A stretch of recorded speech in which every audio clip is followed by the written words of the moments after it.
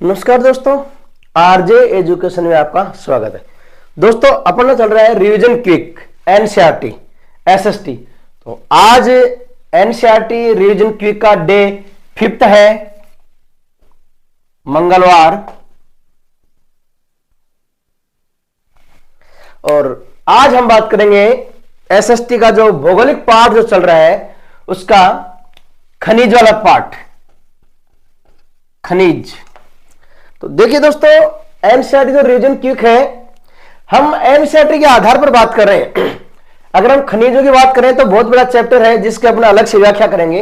अभी हम केवल एनसीईआरटी का रिवीजन क्विक चला रहे हैं। तो चलो दोस्तों शुरू होते हैं। दंत मंजन को सफेद बनाने के लिए टिटेनियम ऑक्साइड डाला जाता है। दंत मंजन जो है, जो अपन दातुन करते हैं, उसको सफेद बनाने के लिए कौन सा खनिज डाला जाता है? तो यार टिटेनियम ऑक्साइड। ये क्वेश्चन इंपॉर्टेंट है एग्जाम के लिए कि दंत मंजन को सफेद बनाने में कौन सा खनिज काम में ले? Titanium oxide. खनिज की बात करें तो देखिए दोस्तों, खनिज क्या होते हैं? वह आग्नेय अवसाद या परंपरागत चट्टानों में पाए जाने वाली धातुएं जो मानव के विकास में, मानव के जरूरतों को पूरा करने में काम आती है, खनिज कहलाती है। जैसे ये दीवार बनी है तो इस दीवार में भी पत्थर लगा है तो वो भी एक खनिज है। चूना पत्थर क्या है? वो भी एक खनिज है। ये जो इसमें स्याही है इसमें भी एक खनिज है। तो खनिज क्या होता है? खनिज वह धातु, अब खनिज को 3 भागों में बांटा गया है: धात्विक खनिज, अधात्विक खनिज और ऊर्जा खनिज। धात्विक वह खनिज जिसमें धातु का अंश पाया जाता है, जैसे सोना, चांदी, तांबा आदि। अधात्विक खनिज जिसमें धातु का अंश नहीं पाया जाता, जैसे नमक। नमक क्या है? अधात्विक खनिज। खनिज तो है कि कौन सा? अधात्विक। धातु में भी 2 भाग बना दिए हैं, लौह अयस्क धातु और लोह अयस्क धातु। लोह धातु और अलोह धातु। लोह धातु वे धातु जिनमें लोहे का अंश पाया जाता है, जैसे बॉक्साइट है, लोहा है आदि। और अलोह धातु जिसमें लोहे का अंश नहीं पाया जाता, सोना चांदी। तो सोना चांदी धातु तो है लेकिन लोहे धातु नहीं है, अलोह धातु है। तीसरा जो खनिज का प्रकार है वो है कौन सा है? ऊर्जा संसाधन। अब ऊर्जा संसाधन जो है उसको भी 2 भागों में बांटा है: ऊर्जा के परंपरागत संसाधन और ऊर्जा के गैर परंपरागत। अब बात करेंगे कि भाई खनिज जो है वो एक तो धात्विक जिसमें धातु का अंश हो, अधात्विक जिसमें धातु का अंश नहीं। धात्विक कौन सी हो गई? सोना, चांदी, तांबा। अधात्विक नमक। ऊर्जा संसाधन की बात करें तो ऊर्जा संसाधन में 2 भाग: परंपरागत और गैर परंपरागत। जिसको हम काम में ले रहे हैं परंपरागत, जो समाप्त होने वाले हैं, जैसे खनिज तेल, कोयला, प्राकृतिक गैस, ये सब किस में आ जाएंगे? परंपरागत में। परंपरागत में जैसे पेट्रोल, कोयला, ये समाप्त होने परंपरागत। गैर परंपरागत जो कभी समाप्त नहीं होने वाले हैं, इन्हें बोलते हैं जैसे सौर ऊर्जा, सौर, पवन ऊर्जा, ज्वारीय ऊर्जा, जो कभी समाप्त नहीं होंगे। तो परंपरागत में आ जाए तेल, कोयला, गैस, प्राकृतिक गैस। और गैर परंपरागत सौर ऊर्जा, पवन ऊर्जा, ज्वारीय ऊर्जा, जो कभी समाप्त नहीं होंगे। अब कौन सी चट्टानों में कौन सा खनिज पदार्थ निकलता है? तो देखिए, अवसादी जो चट्टानें होती हैं उनमें निकलता है खनिज तेल। खनिज तेल अवसादी चट्टानों के बीच में जो वनस्पति जम जाती है रासायनिक क्रिया से, उसी से खनिज तेल का निर्माण होता है। तो अवसादी चट्टानों में खनिज तेल, जिप्सम, कोयला, पोटास, नमक आदि प्राप्त होता है अवसादी चट्टानों से। अवसादी, अब मैंने आपको पिछले वीडियो में बताया अवसादी चट्टानें कैसे बनती हैं। अवसादी चट्टानों में ही खनिज तेल, जिप्सम, कोयला, पोटास, नमक आदि पाया जाता है। आग्नेय चट्टानों की बात करें, आग्नेय चट्टानें कठोर होती हैं, इनमें लोहा, तांबा, जस्ता, सीसा, जिंक आदि पाया जाता है। कौन से? आग्नेय चट्टान में लोहा, तांबा, सीसा, जस्ता, जिंक आदि। अब बात करें कायांतर चट्टानों में, कायांतर चट्टानों में पाया जाता है ग्रेफाइट, संगमरमर, हीरा।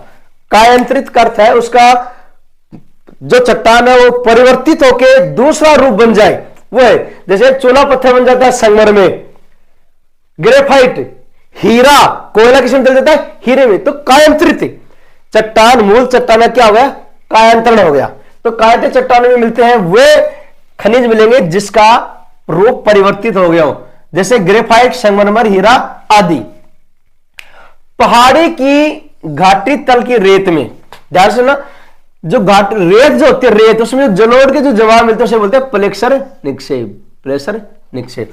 और प्लेसर निक्षेप, देखो वही बात हो गई, निक्षेप से अवसादी चट्टानें बनती है निक्षेप से अवसादी चट्टानें बनती है। तो जो घाटी तल की रेत में जलोढ़ के जवाब जो प्लेक्सर निक्षेप होते हैं, यहां क्या निकलता है, यहां निकलता है कोयला और खनिज तेल, क्योंकि अवसादी चट्टानों में ही निकलता है खनिज तेल और कोयला। और निक्षेप जो होते हैं, निक्षेप से जिस परत का अब वो होता है वो कौन से थे, अवसादी। तो अवसादी चट्टानों में प्लेसर निक्षेप, और प्लेसर निक्षेप में क्या निकलता है, कोयला और तेल। अब देखिए दोस्तों, जोवाई और चेरापूंजी असम के अंदर एक क्षेत्र है, जैसे डिगबोई तेल क्षेत्र, वहां कोयला का क्षेत्र, नाहरकटिया है, नामरूप है, डिगबोई है, नाजीरा है। तो वहां पे क्या है, परिवार के जो लोग हैं, परिवार के लोग एक संकरी से सुरंग बनाते हैं और वहां से कोयले का उत्पादन करते हैं और उसको बेचते हैं। तो ये जो प्रक्रिया है कौन सी, जोवाई चेरापूंजी में कोयले का खनन किसके द्वारा हो रहा है, परिवार के सदस्यों के द्वारा संकीर्ण सुरंग के रूप में किया जाता है, जिसे रैट होल कहा जाता है। रैट होल किसे कहेंगे, चेरापूंजी, जोवाई, नाहरकटिया, डिगबोई क्षेत्र के लोग परिवार के ही सदस्यों के द्वारा एक लंबी सुरंग बना करके जो खनन किया जाता है उसे रैट होल कहा जाता है। अब ये एक अवैध है, क्योंकि खनिजों पर किसका अधिकार है, सरकार का। तो देखिए दोस्तों, नेशनल ग्रीन ट्रिब्यूनल ने, नेशनल ग्रीन ट्रिब्यूनल ये पर्यावरण संरक्षण का कोर्ट है, इसने रैट होल को क्या माना है, अवैध घोषित किया है, क्योंकि सुरंग बनाना पर्यावरण के लिए क्या है, हानिकारक है और अवैध है ये, कि परिवार के सदस्य करते ना, इसमें किसी गवर्नमेंट का क्षेत्र है इसलिए नेशनल ग्रीन ट्रिब्यूनल ने इसे क्या माना है, अवैध घोषित किया है।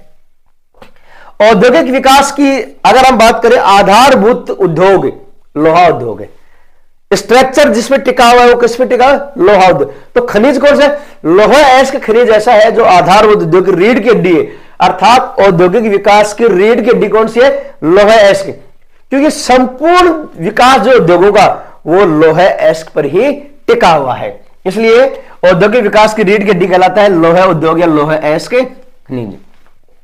अब हम केवल लोहा एस्क और मैंगनीज, इन दो ही, लोहा एस्क और मैंगनीज दो खनिजों पर आज बात करेंगे। तो पहले बात करते हैं लोहे पे। लोहा जो है वो चार प्रकार का है, मैग्नेटाइट, हेमेटाइट, सीडेराइट और लेमोनाइट। इनमें सर्वश्रेष्ठ होता है मैग्नेटाइट और 2 नंबर पे होता है हेमेटाइट, क्योंकि मैग्नेटाइट जो होता है उसमें 70% तक क्या मिलता है, लोहांश मिलता है, इसलिए इसमें सर्वश्रेष्ठ चुंबकीय गुण भी माना जाता है जिस प्रकार के लोहे में लोहांश की मात्रा अधिक होगी वो उतना ही सर्वश्रेष्ठ होगा। और मैग्नेटाइट किस्म के लोहे में 70% तक लोहांश होता है, तो सर्वश्रेष्ठ चुंबकीय गुण किसमें होगा, मैग्नेटाइट में। दूसरा हो गया हेमेटाइट, जिसमें 50 से 60% लोहांश की मात्रा। तीसरे नंबर पे सीडेराइट और चौथे नंबर पे घटिया किस्म का लोहा लिमोनाइट, घटिया किस्म का लोहा लिमोनाइट जो कर्नाटक में निकलता है और 100% निर्यात होता है। 100% क्या होता है, निर्यात होता है। ये जो पेटी है चिकमंगलुरु वाली, इसका सारा लोहा निर्यात होता है देश का 97% लोहा। अब देखिए दोस्तों, लोहा जो है वो सबसे ज्यादा उड़ीसा, झारखंड, छत्तीसगढ़ और कर्नाटक की जो पेटी है उसी में है। ये हम बात करेंगे छत्तीसगढ़, कौन कौन सा, उड़ीसा, झारखंड, छत्तीसगढ़ और कर्नाटक, 4 राज्यों में ही लगभग 97 से 98% लोहा निकाला जाता है। अभी बात करेंगे वहां जगह। उड़ीसा में जो खान है वो है मयूरभंज केजूर में बादाम पहाड़ी जो है वो लोहा की पेटी है। बादाम पहाड़ी, बादाम पहाड़ी जो है वो कहा है उड़ीसा में, कौन से जिले में, मयूरभंज में, मयूरभंज में। झारखंड की बात करें तो झारखंड में सिंहभूमि जिला है, लोहे के लिए। और इसकी नोआ मंडी है, नोआ मंडी जो है लोहेस्क की, बादाम पहाड़ उड़ीसा में, नोआ मंडी झारखंड में, और छत्तीसगढ़ की है बेलाडीला, छत्तीसगढ़ की है बेलाडीला। ये लोहेस्क की पेटियां है और उत्पादन केंद्र है वो अलग है। तो लोहेस्क की छत्तीसगढ़ की बात करें तो बेलाडीला है। दुर्ग, बस्तर और चंद्रपुर पेटी, दुर्ग, बस्तर, चंद्रपुर, ये है महाराष्ट्र और छत्तीसगढ़ में, महाराष्ट्र और छत्तीसगढ़ में। लोहेस्क विशाखापट्टनम से जापान और दक्षिण कोरिया को निर्यात किया जाता है। विशाखापट्टनम से जितना भी जो लोहा है वो सारा क्या किया जाता है, निर्यात किया जाता है। और किसको निर्यात किया जाता है, जापान और दक्षिणी कोरिया, जापान और दक्षिण कोरिया। बेल्लारी, चित्रदुर्ग, चिकमंगलुरु और तुमकुरु, ये लोहेस्क की पेटियां हैं जो कर्नाटक में है। कहां पे, बेल्लारी, चित्रदुर्ग, चिकमंगलुरु और तुमकुरु, ये कर्नाटक राज्य की लोहेस्क ऐसी लंबी पट्टी है। और इस पट्टी से जो जितना भी जो लोहा निकलता है वो सारा का सारा निर्यात किया जाता है। अर्थात 100% लोहा निर्यात किया जाता है। कौन सी पेटी का, तो याद रखना,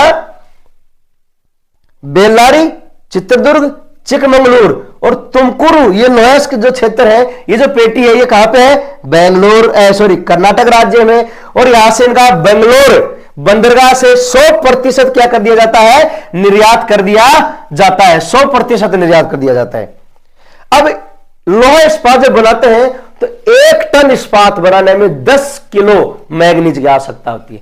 1 टन लोहा इस्पात जब बनाएंगे तो उसमें लगभग 10 किलो क्या चाहिए, मैग्नीज।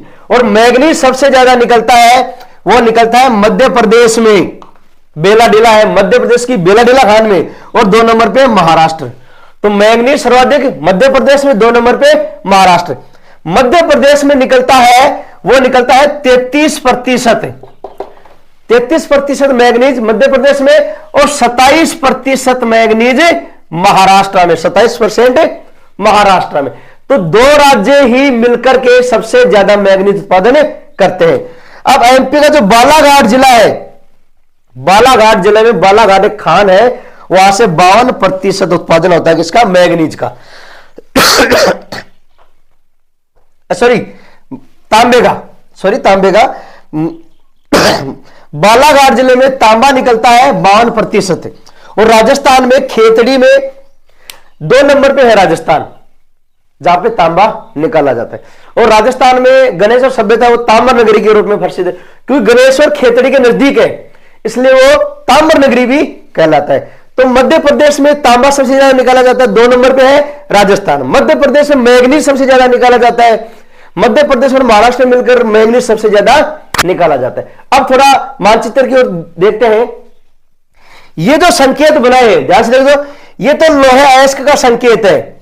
ये जो इंडेक्स है रेड कलर का, ये है लोहे अयस्क का, और ये जो ब्लैक कलर का है ये है मैग्नीज का। तो पहले बात करेंगे लोहे अयस्क की। लोहे अयस्क मैंने आपको कहा था कि छत्तीसगढ़, झारखंड, उड़ीसा और कर्नाटक, ये जो पट्टी है इसी पट्टी में सबसे लोहे अयस्क है। तो देखिए बोकारो, दुर्गापुरा, रूरकेला, भिलाई छत्तीसगढ़ में, विशाखापट्टनम, विजयनगर, भद्रावती और सेलम, ये तो आगे कर्नाटक और तमिलनाडु की सीमा पर, विजयनगर, भद्रावती और सेलम। विशाखापट्टनम जहां से लोहे का निर्यात किया जाता है जापान और दक्षिण कोरिया को। रूरकेला या फिर लोहा और कोयला निकाला जाता है। दुर्गापुरा प्रमुख लोहा क्षेत्र है। बोकारो यहीं पे है, सिंहभूमि झारखंड। ये जो निशान है, ये इसकी पट्टियां हैं, लोहे की पट्टियां, प्योजर, बादाम पहाड़, बाबा बुदन की पहाड़ियां, ये सब क्या है, पट्टियां लोहे की। और ये जो चिन्ह है त्रिभुज का, ये चिन्ह है लोहे केंद्र, लोहे अयस्क केंद्र, जहां से लोहा निकाला जाता है। तो प्रमुख खान देखिए, बोकारो, दुर्गापुरा, रूरकेला, भिलाई, विशाखापट्टनम, विजयनगर, भद्रावती और सेलम। और देखिए दोस्तों, जहां लोहा निकाला जाता है वहां पर ही कोयला भी सबसे ज्यादा निकाला जाता है। तो ये तो हो गई मेरी लोहे की पट्टियां। ये जो लोहा है, ये जो चिकमंगलूर, भद्रावती, तुमकुरु क्षेत्र जो कर्नाटक वाला है, इसका 100% क्या कर दिया जाता है, निर्यात कर दिया जाता है। फिर बात करेंगे मैग्नीज की। तो देखिए दोस्तों, मैग्नीज मध्य प्रदेश में, ये जो ये मध्य प्रदेश, यहां पे सबसे ज्यादा मैग्नीज निकाला जाता है, सबसे ज्यादा मैग्नीज। और मध्य प्रदेश में तांबा भी निकाला जाता है, जहां पे बालाघाट है, तांबे के लिए विश्व प्रसिद्ध खान है बालाघाट। मैग्नीज राजस्थान के, यह उदयपुर है, उदयपुर में भी निकाला जाता है मैग्नीज। फिर ये महाराष्ट्र है, महाराष्ट्र में भी मैग्नीज निकाला जाता है। तो मैग्नीज मध्य प्रदेश और महाराष्ट्र में निकाला जाता है। तो ये तो हमारे दो ही खनिज हुए, एक तो लोहा खनिज और दूसरा मैग्नीज। अगली क्लास में हम बात करेंगे तांबा, बॉक्साइट, कोयला, खनिज तेल। तो 2 वीडियोज में हमारा जो है भारत के जो है खनिज है एनसीईआरटी का रिवीजन की, वो समाप्त हो जाएगा। दोस्तों अगर वीडियो अच्छा लगा हो तो शेयर जरूर करना और सब्सक्राइब जरूर करना। धन्यवाद। जय हिंद, जय भारत।